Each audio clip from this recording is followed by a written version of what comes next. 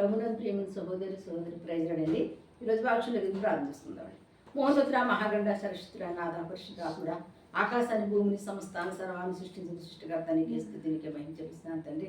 ఆకాశాన్ని శ్వాసను పోని పాదపడుతుంది పాసాన్ని ప్రార్థించుండగా ప్రభు కృపల దేవుడు నీ కృపను కుబుడిచి తండ్రి నాయన హింసేంత వరకు తండ్రి నాయన పరిశుద్ధాత్మదేవుడు ఆరాధనలోని తండ్రి నాయన పాటల్లోని వీరు నడిపించిన విధానానికి స్థుతులు స్తోత్రాలు చెల్లిస్తున్నాను తండ్రి. ప్రభుత్వం బిడ్డలు వాక్యం చెప్తుండగా అపిత్రమైన పెద్దలు అగ్ని చేత కాల్చిన శరీరాన్ని మరుగుపరిచి మానస్వరాన్ని మరుగుపరిచి దైశ్వరంతో మాట్లాడి దర్శించిన నామానికి మహిమ తెచ్చుకొని ఇస్తున్నాను కూర్చున్నాను తండ్రి. దేవుడు అబద్ధం ఆటకే మానవుడు కాదు. దేవుడు అబద్ధం ఆటకు ఆయన మానవుడు కాదు. సంఖ్యాకాండము 23వ అధ్యాయము 15వ వచనం. అతడు నీవు ఇక్కడ నీ దహన బలి యొద్ద నిలిచిండుము నేను అక్కడ యెహోవాను ఎదుర్కొందునని బాలాకుతో చెప్పగా యెహోవా బిలామును ఎదుర్కొని ఒక మాటను అతని నోట నుంచి నీవు బాలాకు వద్దకు తిరిగి వెళ్ళి ఎట్లా చెప్పమని. ఇక్కడ ఏమైందంటే అండి, ఎప్పుడైతే మరి దేవుడు ఇక మరి బిలాంతో ఏం చెప్తాడంటే, బిలాం అన్నాడు బాలాకుతో, నువ్వు ఇక్కడ ఉండు, నువ్వు ఇక్కడ దహన బలి అర్పించిందని ఇక్కడే ఉండు, కానీ నేను ప్రార్థన చేసుకొని దేవుడిని అడుగుతాను. దేవుడిని అడిగిన మళ్ళీ నేను ఇక్కడికి మళ్ళీ నీ దగ్గరికి నేను వస్తానని చెప్పినాడు కంటండి. దేవుడి దగ్గర మనం చేసినప్పుడు దేవుడు చెప్తాడంట, నేను నీ నోట ఏ మాట ఉంచాను అదే చెప్పు. రెండో మాట చెప్పడానికి నువ్వు వీళ్ళదండి. రెండవసారి కూడా మరి బిలాముతో అంటండి దేవుడు అంటండి ఏం చెప్పానంటండి, ఆయన నోటిలో ఉంచిన మాట తప్పగానే ఏ మాట కూడా పలకొద్దని సెంటని గట్టిగా దేవుడు అంటండి గద్దించాడంట. అదే మాట తీసుకొచ్చి మళ్ళీ ఎవరి దగ్గర చెప్తున్నాడండి, ఈ యొక్క బాలాకు దగ్గర చెప్తున్నాడంటండి. బిలాము ఏం చెప్తాడంటే, నాకు దేవుడు ఏం మాట ఇచ్చాడు అది మాత్రం నేను అక్కడ చెప్తాను, అంతకుమించి నేను ఏమీ చెప్పనండి. సరే, మరి దేవుడు ఏది చెప్తే అది చెప్పింది, ఏది చేయమంటే అదే చేయాలి, ఏది చెప్తే అదే చెప్పాలి తప్ప కానీ కళ్ళబొల్లు మాటలు మనం ఇటు వరుసలు చెప్పడానికి లేదు. ఎందుకంటే దేవుడు వాక్యము సత్యమైనది జీవమైనది కనుక ఆ సత్యమైన వాక్యాన్ని జీవమైన వాక్యాన్ని ఆ సత్యమైన మాటలు ఆ జీవన మాటలు దేవుడు ఏదైతే మరి చెప్పమంటాడు దాన్ని చెప్పడం వల్ల మనం కూడా ఏం పొందుతుందో చెప్పండి, ధన్యత పొందుకుంటామటండి. ఇక్కడ చూద్దాం చూడండి, ఎప్పుడైతే ఇలాగా మరి బిలాము బాలాకుని అన్నప్పుడు అంటే ఇక్కడ చూద్దామండి 17వ వచనము, 18వ వచనమ్మ. యెహోవా ఏమి చెప్పునని అడగగా బిలాము ఉపమానరీతిగా ఇట్లనెను, బాలాకు లేచి వినుము, షిప్పోరు కుమారుడా చెవియొగ్గి నా మాట ఆలకించుము. ఇక్కడ ఏం చెప్తాడంటేనే మరి ఈ యొక్క బిలాము ఉపమాన రీతిగా అడుగుతున్నాడంట, బాలాకు ఆలకించు, దేవుడు నాకు ఏ మాట అయితే చెప్పాడో అవి నీకు నేను చెప్తాను, నా నోట ఏదైతే ఉంచాడో అది మాత్రం నీకు చెప్తున్నాను, ఇను ఆలకించము. సిపేరు కుమారుడైన బాలాకు అనేసి పేరు పెట్టి మరీ కూడా మరలాటండి ఒక విలం పలకడం జరిగిందండి. ఆ తర్వాత ఇక్కడ దేవుడు మరి ఏ మాటలు చెప్పాడో చూద్దామండి. కింద 18వ వచనం, దేవుడు అబద్ధమాడుటకు ఆయన మానవుడు కాడు, పశ్చాత్తాపడుటకు ఆయన నరపుత్రుడు కాడు, ఆయన చెప్పి చేయకుండా ఆయన మాట ఇచ్చి స్థాపింపకుండా దేవునామానికి మహిమ కలుగుగాక. ఇక్కడ చెప్తున్నాడండి, ఆయన అబద్ధం ఆడకండి, మానవుడు కాదు. మనుషుల మీద అబద్ధాలు ఆడతాం, ఏవో చెప్తాం, ఏదో చేస్తా ఉంటాం, అదంటాం ఇదంటాం, ఏమి చేయం. కానీ దేవుడు అలా కాదండి. అందుకే అన్నాడు అబద్ధం ఆడటాక ఆయన మానవుడు కాదే, ఆయన దైవ కుమారుడే, దేవుని దగ్గర నుంచి వచ్చి పంపబడిన దేవుని కుమారుడు కనుక ఆయన ఎట్టి పరిస్థితుల్లో అబద్ధం ఆడి ఎవరికి చెప్పాడండి, ఎవరికి వాగ్దానం చేశాడండి. అన్నాడు అబ్రాహాము ఇస్సాకు యాకోబులకు దేవుడు వాగ్దానం చేశాడు. అబ్రాహాముతో చెప్పాడు, నీ సంతానం 4వ తరము ఇసుక రేణువులో నేను చేస్తానని చెప్పాడు. కనుక మరి ఆ ఇసుక రేణువు లాంటి సంతానం వచ్చి మరి అన్ని కష్టాలు బాధలు పడి మరి ఐగుప్తు చేతిలోంచి విడుదల పొందుకొని ఎర్ర సముద్రం దాటి ఐగుప్తు దేశంలో అరణ్యంలో అన్ని కష్టాలు పడి మరి స్వేచ్ఛగా వచ్చి హ్యాపీగా ఎక్కడున్నారండి ఈ మైదానం మీద ఉండేటప్పుడు కంటే ఈ చుట్టుపక్కల వీళ్ళంతా ఇటు పక్కన చూసినా ఎవరున్నారు చెప్పండి, ఇశ్రాయేలే కనబడుతున్నారు. ఏ పక్క చూసినా, ఉత్తర దిశ చూసినా, పర్వత చూసినా, దక్షిణ చూసినా, ఈ 4 పక్కల కూడా ఈ యొక్క ఇశ్రాయేల్ సంతానం అంటే వ్యాపించిందంటే ఎంతో గొప్ప. అబ్రాహాముతో అన్నాడు, నీ సంతానం ఎంతది ఇసుక వలే ఉంటుంది అన్నదండి. నువ్వు ఆకాశం వైపు చూడమన్నాడు. ఆకాశం వైపు ఏమన్నా నక్షత్రాలు లెక్క పెట్టగలవంటే మనం లెక్క పెట్టగలమండి. ఎట్టి పరిస్థితులు లెక్క పట్టి ఆశీర్వాదం దేవుడికి ఇవ్వబోతున్నాడు, దీవెన నీకు ఇవ్వబోతున్నాడు. సరేండి, వారిలో ఒంటరి 1000 మంది వస్తారు. ఒక కుమారుడు ఎవరికి ఇచ్చాడండి? దేవుడు ఇస్సాకు ఇచ్చాడు. యాకోబు అబ్రాహాముకి ఏమి ఇచ్చాడండి? ఇస్సాకుని ఒకే ఒక కుమారుడు ఇచ్చాడు. మరి ఆ కుమారుడు ద్వారా దేవుడు ఈనాడు ఇశ్రాయేల్ సంతతి ఎంత ఎలాగైపోయింది చెప్పండి, ఎన్ని లక్షలు అంటే 30 లక్షలు కాలుబలం అయిపోయింది సార్. ఎంత గొప్ప సంగతో అటువంటి ఒక ఆశీర్వాదం పొందుకున్న ఆ బిడ్డలు అంటండి శపించడానికి ఈ యొక్క బాలాకుల దురాత్మ దూరినప్పుడు ఏం చేసింది చెప్పండి, వాళ్ళు చూడలేకపోతున్నాడు, వాళ్ళు కూడా పోతున్నాడు. వాళ్ళు ఎలాగైనా శపించారు, వాళ్ళు ఎలాగైనా వాళ్ళ అభివృద్ధిని ఎలాగైనా సరే మనం ఏం చేయాలి, పాడు చేయాలా, వాళ్ళ చేతులు కష్టాచితాన్ని పాడు చేసేయాలి, వాళ్ళకి పని లేకుండా చేసేలా, వాళ్ళకి వ్యాపారం లేకుండా చేసేయాలి, వాళ్ళకి ఉద్యోగం లేకుండా చేసేయాలి, వాళ్ళ బిడ్డలకి వివాహం కాకుండా చేసేలా, ఇలాగ దుష్టుడు అనేక రీతిలుగా పండగలు పనిచేస్తూ ఉంటాడు అనమాట. ఆ రీతిగానే ఈ యొక్క అబాలకు కూడా ఏం చేశాడు చెప్పండి, ఎవరిని బిలాముని తీసుకొచ్చి ఏ దేవుడైతే ఆస్వాదించాడో ఆ దేవుడిని మరి క్షమించమన్నాడు. అందుకే అన్నాడు దేవుడు, నేను మానవుడినయ్యా కాను, అబద్ధమని నేను దేవుడు నేను చెప్పాను. ఎవరికే వాళ్ళ తాతకి చెప్పాను, ఏమని నీ మనవడు ముదు మనవడు నేను ఆస్వాదించబోతున్నాను, దీవించబోతున్నాను, నీ 4వ తరం నేను హెచ్చించబోతున్నాను అని చెప్పాను అనేసి అంటండి దేవుడట. మరి అక్కడ మాట్లాడంటే ఏ రీతిగా ఏమన్నాడు సార్ ఇక్కడ, దేవుడు అంటే అబద్ధం ఆడేవాడు కదా అని పశ్చాత్తాపడ్డాక ఎవరంటే నరుడు కానంట. ఆయన అపమాలు మనకు కష్టం వచ్చినప్పుడు కొన్ని బాధ వచ్చినప్పుడు ఏం చేస్తాం చెప్పండి, కన్నీరు కాచేస్తాం, మళ్ళీ మామూలు అయిపోతాం. ఆ కన్నీరు ఎవరికి దగ్గరికి వెళ్ళేటప్పుడు కన్నీరు కాచేస్తాం. వాళ్ళు ఏం చేస్తారు చెప్పండి, మన కన్నీరుని చూసి వాళ్ళు కలిగిపోదని కన్నీరు కాచి అలా దేవుడు అంట అలా కూడా పశ్చాత్తపడ్డంట. ఆయన పశ్చాత్తాపడ్డాక ఆయన ఎవరు కాదండి, మానవుడు కాదు కనుక దైవ కుమారుడు అని యేసయ్య. అటువంటి యేసు ప్రభువును తెలుసుకున్నావంటే, అటువంటి యేసు ప్రభువును నమ్ముకున్నావంటే, అటువంటి యేసు ప్రభు వారు నీ హృదయంలోకి రావాలంటే నువ్వు ఈ లోకంలో ఉండగానే ఈ తల్లి గర్భమందు మరి ఏ రీతిగా అయితే నువ్వు జన్మించవు అదే రీతిగా మళ్ళా మరి ఈ లోకంలోకి జన్మించాలని నువ్వు ఏం చేయాలి చెప్పండి, యేసయ్యని తెలుసుకోవాలి. ఆయన నీ కోసం నీ పాపల కోసం ఈ లోకానికి వచ్చాడని నిజాన్ని నువ్వు తెలుసుకోవాలి. ఎప్పుడైతే తెలుసుకున్నావో అప్పుడు నువ్వేం తీసుకుంటావు చెప్పండి, బాప్తీసం తీసుకుంటావు. అప్పుడు నువ్వు ఎక్కడికి వెళ్తావు చెప్పండి, నరకానికి నీకు చూడట్లేదు, ఎక్కడ ఉంది చెప్పండి, పరలోకానికి దాని మార్గం. కనుక ఆ మార్గం అనేసి అంటున్నాడు. ఆయన ఆశీర్వదించే దేవుడు కానీ శపించే దేవుడు కాదు, ఆయన దీవించే దేవుడు కానీ మరి శాపాలతో నిన్ను ఉంచే దేవుడు కాదు. శాపాన్ని పాపాన్ని కొట్టివేటాక నిన్ను ఆయన దగ్గర రమ్మంటున్నాడు. నువ్వు దేవుని దగ్గరికి వచ్చిన నీవు జాగ్రత్తగా ఆయన మాట నేను విశ్వాసంతో నమ్మకంతో ప్రార్థించు.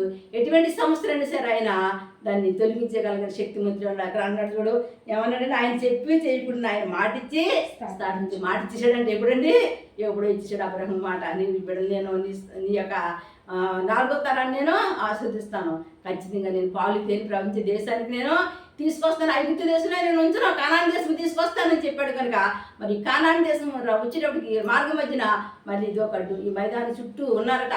ఈ మైదానం మీద ఎక్కించి ఈ బిలాముతో క్షమించినప్పుడు అంట దేవుడు ఏమని చెప్పించగలుగుతున్నారు, ఏమని దేవుడు మాట్లాడుతున్నారు చూద్దామని. ఇక్కడ 20 చదవమ్మా. ఇదిగో దీవించమని నాకు సెలవాయను ఆయన దీవించను నేను దాన్ని మార్చలేను అన్నాడు. ఇదిగో దీవించమని ఏమొచ్చి సెలవైందంట. దేవుడు నన్ను దీవించమని నన్ను కూడా చెప్పమన్నాడు, నేను దీవించేస్తున్నాను. మరి దాన్ని నేను మార్చగలిగే శక్తి నాకు లేదు. దీవెని నేను దీవించినప్పుడు దాన్ని మార్చగల శక్తి నాకు లేదు. నువ్వు శపించమన్నావు, మరి శాపాన్ని ఆశీర్వాదంగా మార్చే శక్తిమంతుడైన యేసయ్య చేతుల్లో వాళ్ళు ఉన్నారు. వాళ్ళు దేవుడు నమ్ముకున్నారు. వాళ్ళ మీద ఎన్ని శాపాలు పడినా, ఎన్ని కష్టాలు వచ్చినా, ఎన్ని బాధలు వచ్చినా, ఎన్ని ఇరుకులు వచ్చినా, ఎన్ని ఇబ్బందులు వచ్చినా, ఏది ఏమైపోయినా, ఏది వాళ్ళ జీవితంలో జరిగినా సరే వాళ్ళు ఎట్టి పరిస్థితులకు వాళ్ళ దేవుడు మాత్రం వాళ్ళు విడిచిపెట్టరు. కనుక వాళ్ళు నమ్ముకున్న దేవుడు ఎటువంటి వాడు చెప్పండి, సర్వశక్తిమంతుడు, సర్వాధికారి, ఆకాశాన్ని భూమిని సమస్తాన్ని సర్వాన్ని సృష్టించిన సృష్టికర్త యెహోవా దేవుడు చెప్తున్నాడు. ఏం చెప్తున్నాడంటే దీవించమని. దేవునామానికి మహిమకులాక. మాకు దీవెన లేదయా, మాకు గర్వఫలం లేదయా, మాకు వివాహం లేదయా, మాకు ఉద్యోగం లేదయా, మేము అన్నట్లోని వ్యాపారాల్లోని మా చేతి పనులను కూడా నష్టపోయి ఉన్నామని అనుకుంటున్నామేమో. ఈ రోజు దేవుడు చెప్తున్నాడు దీవించమని ఆర్డర్ వచ్చిందంట. దీవించమని ఆశీర్వాదం, దీవెనకరమైన ఆశీర్వాదం మీ మీద పడుతున్నప్పుడు మరి శాపం అన్ని కూడా ఏమైపోతుంది చెప్పండి, కొట్టివేయబడుతుంది. కనుక నమ్మండి. నమ్ముడు నీ వల్లైతే నమ్మవానికి సమస్తము సాధ్యం. సమస్తం ఎరుగున్న సర్వ సృష్టికర్తని యేసయ్య నీ కుటుంబాన్ని దీవించిపోతున్నాడు, నీ బిడ్డను దీవించిపోతున్నాడు, నిన్ను దీవించిపోతున్నాడు, నీకున్న సమస్తాన్ని కూడా ఆయన దీవించిపోతున్నాడు. గృహాలు లేకుండా బాధపడుతున్నారా, గృహాలు ఇస్తున్నాడు. వివాహం కాక నీ బిడ్డల గురించి కన్నీరు కారుస్తున్నారా? వివాహాలు జరిగిస్తారు. గర్భఫలం లేదని కన్నీరు కారుస్తున్నారా? గర్భఫలం ఇవ్వబోతున్నాడు. ఉద్యోగం లేదు, ఎలా బ్రతకాలి, అప్పులు ఎలా తీర్చాలి, అప్పులు ఎలా తీర్చుకోవడానికి మార్గం ఏముందని తడబడుతున్నారు. ఒక దారి చూపించబోతున్నాడు. మన దేవుడు దారి చూపించే దేవుడు, మార్గం తెచ్చే దేవుడు. ఆయన ఏదైనా చేయగలిగినా సర్వసృష్టికర్తని యేసయ్య నీ మధ్యలో నడకనుకు నువ్వు భయపడిన అవసరము లేదు. ఇక్కడ అంటున్నాడు బాలాకుతో ఏమన్నాడంటే, దీవించమని నాకు ఆర్డర్ అయిందయ్యా, నేను దీవించేస్తున్నాను, దాన్ని మార్చడాకే ఎంత మాత్రం ఎవరికి కూడా అధికారం లేదు అన్నాడు. తర్వాత చూద్దామండి.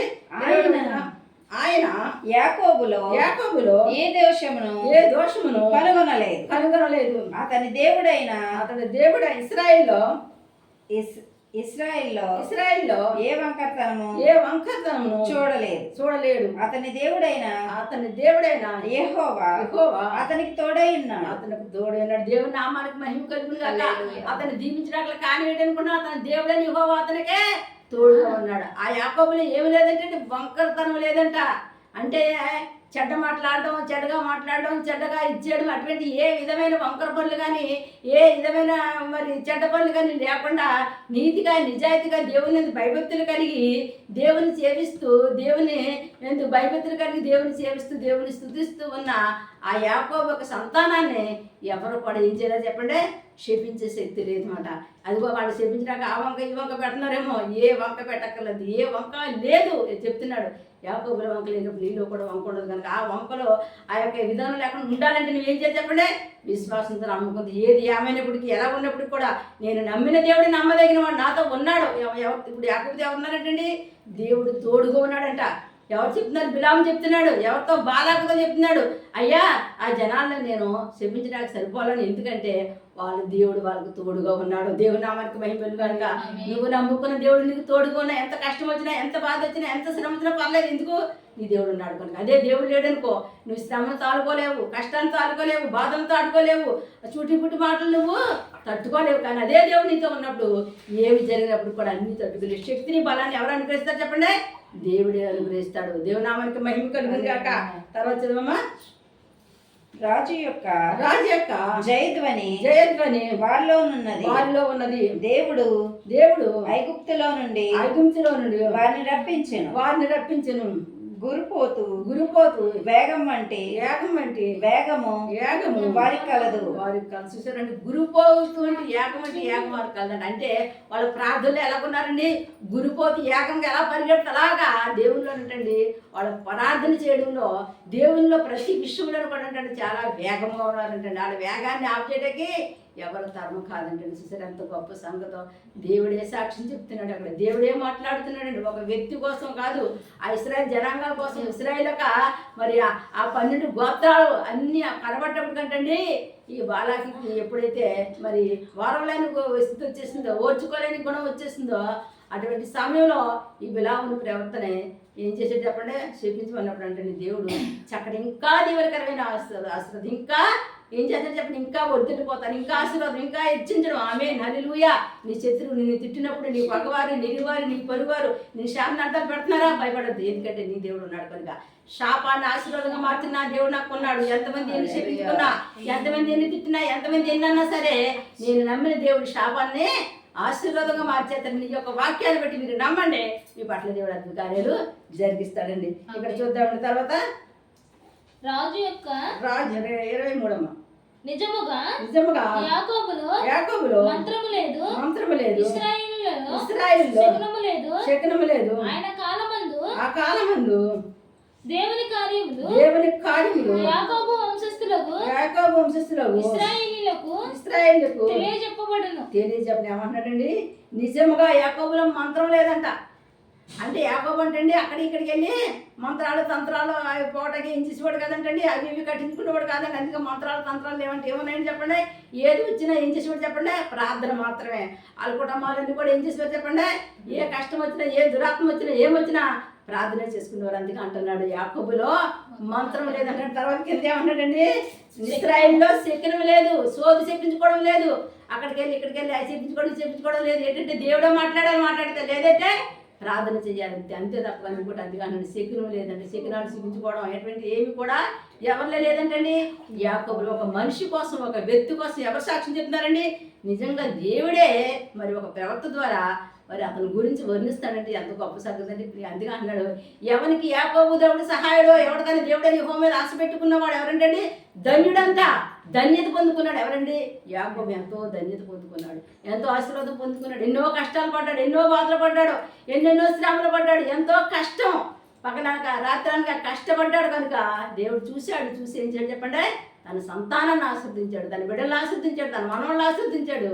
అన్ని విషయాల్లో కూడా యాకోబుని మరి హెచ్చించి మరి ఒక స్థితికి తీసుకొచ్చిన సమయంలో దుష్టుడు మరి అగ్ని బాణాలు వదలాలని శాపాలనే బాటలు నడిపించాలని చూసినప్పుడు కూడా అప్పుడు కూడా ఎవరు కాపాడారు చెప్పండి, ఆ దేవుడే కాపాడాడు అంటున్నాడు.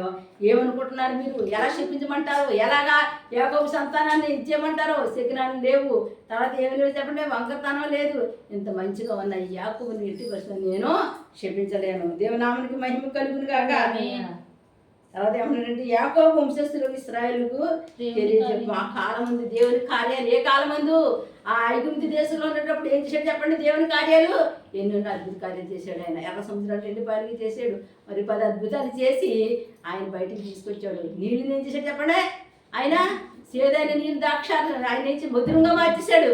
అటువంటి అద్భుత కార్యాలు చేసి వాళ్ళు ఎక్కడికి వచ్చారు చెప్పండి, ఎన్ని దాటుకొని వాళ్ళు వచ్చినప్పుడంట వీళ్ళు శపించడానికి ఎవరు కాలేకపోయింది కాదు కూడా. అందుకంటున్నాడు ఇక్కడ మాట అంటున్నాడు చూడండి, 24వ వచనం చదవమ్మా. ఇదిగో ఆ జనము ఆడసింహము వలె లేచును, అది సింహము వలె నిక్కి నిలిచెను, అది వేటను తిని చంపబడిన వాటి రక్తము తాగు వరకు పండుకుంది. ఏమన్నాడంటే, అదిగో ఆ జనము అడవి సింహం వలె లేచును. అడవుల సింహం ఎలాగైతే వేటాడగా లేస్తుందో అలా లెగుస్తుంది. అంటే అదంటే ఎట్టి పరిస్థితి సింహం ఏం తిందంటే, చచ్చిపోయిందని సింహం తిందంట. అదంటే వెంటనే బ్రతికున్న దాన్ని వేటాడంటే దాని రక్తం తాగుతుందంట. కానంట ఆ చచ్చిపోయింది కదా దాన్ని నిలిపి తిందామనే ఉద్దేశం దానికి ఉండదని సింహానికి. అలాగే ఇశ్రాయేల్ కూడా ఏముందంటండి, అటువంటి స్వభావం ఉండదంటండి. మా దేవుడు ఇచ్చేదే మేము తింటాం, మా దేవుడు మాకు ఏదైతే అనుగ్రహిస్తాడో దానినే మేము తినగలుగుతాం, దాన్నే మేము తాగలుగుతాం, దాన్ని మేము పవిత్రగలిగి ఉండగలుగుతాం. తప్పగా ఎట్టి పరిస్థితులను పడాలంటండి. మరి 2వ తావకు తొక్కే మనుషులు కాదనేసి అంటండి దేవుడే సాక్ష్యం చెప్తున్నాడంట. చూసారా, మరి సింహానుకున్న వేగం అంటే ప్రతి విషయంలోని ప్రతి దాంట్లోని కూడా ప్రతి పనిలోని కూడా ఎలా ఉన్నారంటే ఇశ్రాయేలు చురుకైన వారుగా ఉన్నారు. కనుక యాకోబు వంశస్థులు ఎలా ఉన్నారంటే అన్ని విషయాల్లో కూడా మరి చురుకుగా చక్కగా ఉన్నారు. మనం కూడా ఎలా ఉండాలి చెప్పండి, ప్రార్థనలోని దేవుడి సన్నిధికి రావడంలోని దేవుడికి ఇవ్వడంలోని అన్నిటిలో కూడా మనం కూడా అలా ఉండాలంటే అలా ఉన్నటప్పుడు దేవునికి దీవెనలు మనం కూడా పొందుకోగలుగుతాం. అందుకే ఇక్కడ అంటున్నాడు, తర్వాత చూద్దామండి 25వ వచనం. అంతటా బాలాకు నీవు ఏమాత్రమును వారిని శపించవద్దు, దీవింపవద్దు అని బిలాముతో చెప్పగా బిలాము యెహోవా చెప్పినదంతా నేను చేయవలనని నేను నీతో చెప్పలేదా ఏమన్నాడండి? బాలాకి ఏమన్నా ఉత్తరవిస్తున్నాడండి, అయ్యో నీకు మరలా నేను కొత్తగా చెప్పాలా? నాకు దేవుడు నా నోట ఏదైతే ఉంచాడో అదే చెప్తానని చెప్పాను కదా. ఇప్పుడు మళ్ళీ నువ్వు దీవించొద్దు అని నువ్వు ఎలాగ చెప్పగలుగుతున్నావు? నన్ను దేవుడు దీవించమన్నాడు కానీ నేను వాళ్ళే దీవిస్తున్నాను. నా నోట ఏ మాట అది పెడితే అదే పలుకుతాను అన్నాను, అదే చెప్పాను. అందుకు నేను ఇంక 2వ మాటనే చెప్పలేదనేసి అంటండి ఈ యొక్క మరి బిలాం అంటే బాలాకుతో చెప్తున్నాడు అంటండి. తర్వాత ఇక్కడ చూద్దామండి. అని బాలాకు ఉత్తరమీయగా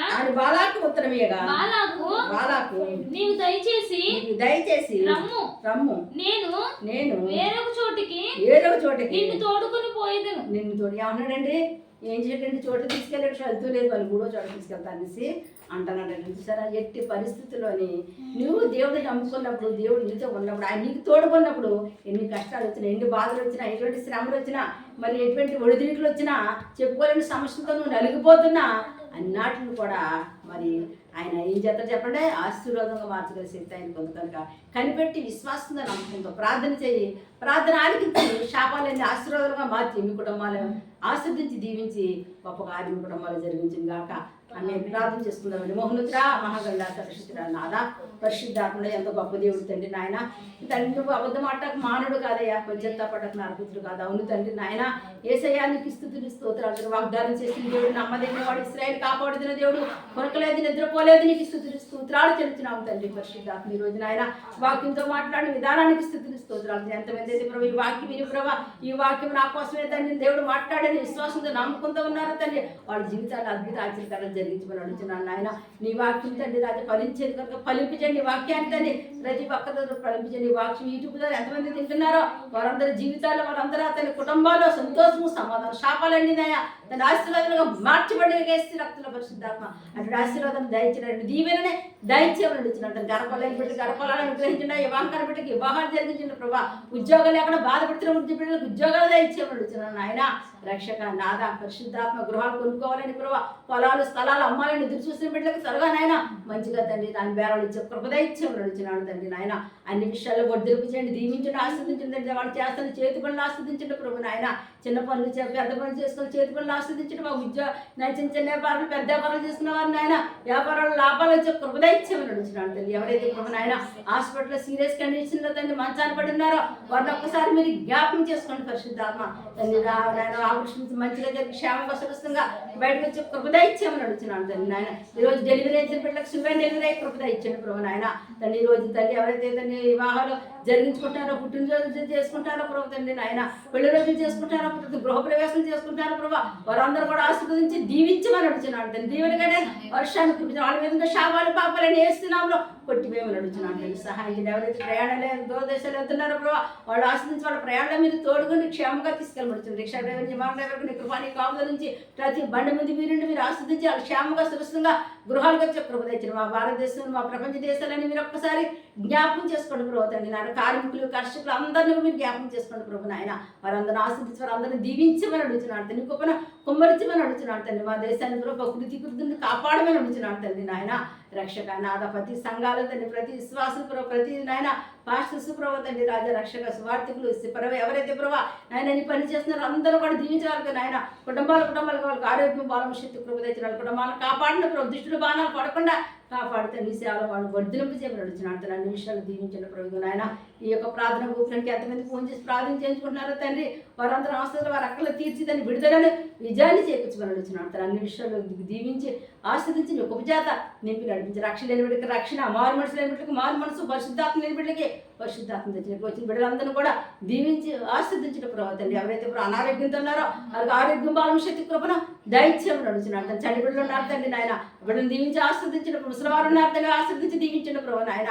ఏసయ్య కాళ్ళు నొప్పులు ఏళ్ళు నొప్పులు తండ్రి సమస్త విధమైన వ్యాధులతో బాధపడుతున్న వారికి ఏసు రక్తంలో విడుదల కలుగును గాక, స్వస్థత కలుగును గాక, చీకటి శక్తులు వేస్తున్నాములో పారిపోలుగాక వరిస్తారవర వరికంతరవర వరికంబరవర కందర ధరేశ్వరవర రిషికర వరస్తర వేసి శక్తిగల నాములో నదుడేసుకు స్వస్థత కలుగునుగాక, విడుదల కలుగునుగాక తండ్రి నాయన. పరిశుద్ధాత్మ ప్రతి దురాత్మ సమూహం నుంచి నీ బిడ్డలు విడిపించమని అడుగుతున్నాను తండ్రి నాయన. ప్రతి కుటుంబాన్ని ఆశీర్వదించి దీవించి నీ నామానికి నువ్వే మహిమను ఘనతను ప్రభావాన్ని పొందుకోమని ఏసు శక్తివంతమైన నామన ఈ ప్రార్థన అంతటా మీకు సమర్పణ చేసుకుని పొందుకున్న అమ్మ పరమ తండ్రి. ఆమేన్. God bless you.